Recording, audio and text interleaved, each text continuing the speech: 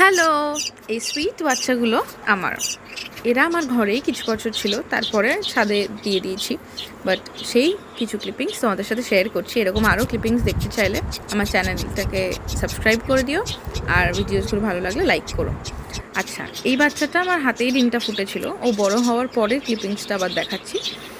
এরা আমার ভীষণ ভীষণ ভীষণ কাছের। এরা আমার কাছে থাকলে আমার মনটাই সবসময় ভালো হয়ে যেত।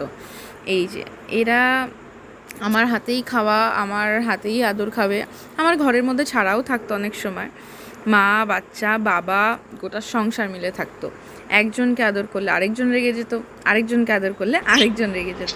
এরকম প্রচুর ভিডিওস আমি দিতে পারি, যদি তোমরা চাও আমাকে একটু জানিও। এই যে একে আদর করছি বলে পাশে আরেকজন রেগে যাচ্ছে, তাকে আবার আদর করলে পাশে আরেকজন রেগে থাকে। তো সারাদিনে এদের এরকম কুচির মুচি চলতো। তো চলো, আজকের মতো টাটা।